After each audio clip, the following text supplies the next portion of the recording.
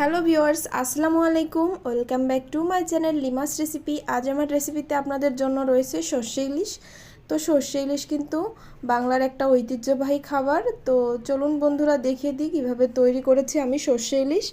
আজকে সর্ষে ইলিশটা আমি তৈরি করেছি একদম ঘরোয়া মশলায়। তো মশলাগুলো এখানে আমি আগের থেকেই দেখিয়ে দিচ্ছি আপনাদেরকে।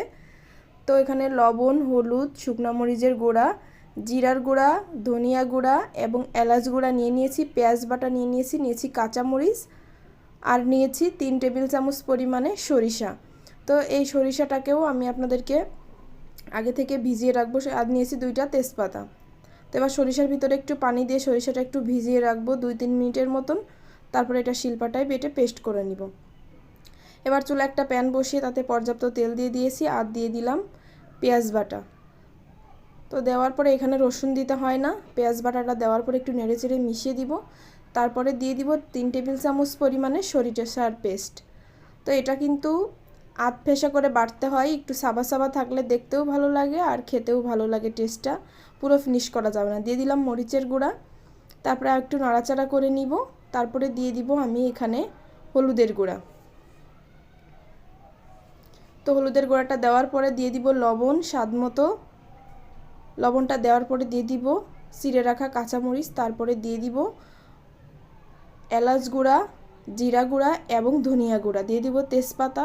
তারপর সমস্ত উপকরণগুলোকে একসাথে একটু ভালো করে কষিয়ে নিব।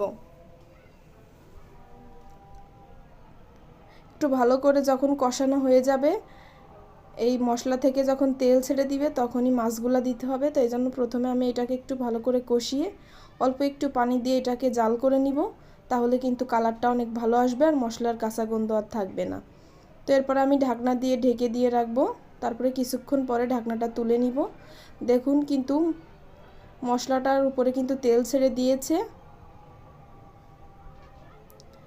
এরপরে আমি এর ভিতরে আগে থেকে যে মাছ পিসের পিস 3টা রেডি করে রেখেছিলাম সেটা দিয়ে দিব। দেওয়ার পরে এটাকে একটু উল্টে পাল্টে দিব। একটু উল্টে পাল্টে মিশিয়ে দিব। এটা কিন্তু এই মাছটা কিন্তু ভেজে নেওয়া যাবে না সর্ষে ইলিশ বানাতে গেলে। এরপর ঢাকনা দিয়ে ঢেকে দিব। কিছুক্ষণ পরে আমি ঢাকনাটা খুলে দিব।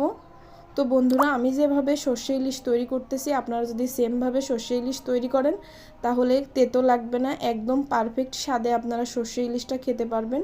তো আজকের এই রেসিপির সিক্রেট টিপস এটাই যে কিভাবে এই সর্ষে ইলিশ তেতো লাগবে না সেটা আপনাদের সাথে শেয়ার করব। তো আর একটু সামান্য পরিমাণে পানি দিয়ে দিলাম যাতে মাছটা সেদ্ধ হওয়ার পরেও একটু ঝোল থাকে।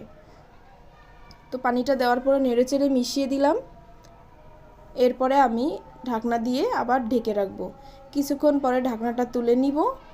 এরপরে আমি একটু নেড়েচেড়ে দিব। তারপরে দিয়ে দিব এখানে 1 চা চামচ পরিমাণে চিনি। এই চিনিটা দেওয়ার কারণে কিন্তু এই সর্ষে ইলিশের যে একটা তেতো ভাব সেটা কিন্তু আর থাকবে না, আর খেতে অনেক বেশি মজা লাগবে। তো আপনারা যারা বাসায় তেতোর ভয়ে সর্ষে ইলিশ তৈরি করে খান না তারা আমার রেসিপিটি ফলো করে এই সর্ষে ইলিশ তৈরি করে খেয়ে দেখবেন আসলে কতটা মজার এবং অসম্ভব স্বাদের হয় সর্ষে ইলিশ। একদম আপনার মন ভরে যাবে। যাকে একবার খাওয়াবেন সে বারবার আপনার কাছে খেতে চাইবে। এইটা দেখতে যতটা সুন্দর মাশাআল্লাহ খেতেও কিন্তু অসম্ভব মজার হয়।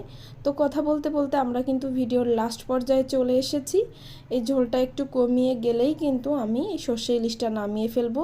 একটু ঝোল রাখতে হবে, তা না হলে একদম মাখো মাখো হয়ে গেলে এটা অতটা বেশি ভালো লাগবে না। একটু ঝোল থাকলেই খেতে ভালো লাগে বেশি। তো বন্ধুরা, আমার রেসিপিটি যদি ভালো লেগে থাকে তাহলে আমি জানি অবশ্যই আপনারা আমার চ্যানেলটিকে সাবস্ক্রাইব করে ভিডিওটিতে একটা লাইক দিয়ে কমেন্ট করে যাবেন। আর যদি ভিডিওটা ভালো না লাগে তাহলে তো আর কিছুই করবেন না। তো ধন্যবাদ সবাইকে, ভালো থাকবেন আর নিত্য নতুন রেসিপি পেতে অবশ্যই আমার সাথে থাকবেন। ধন্যবাদ।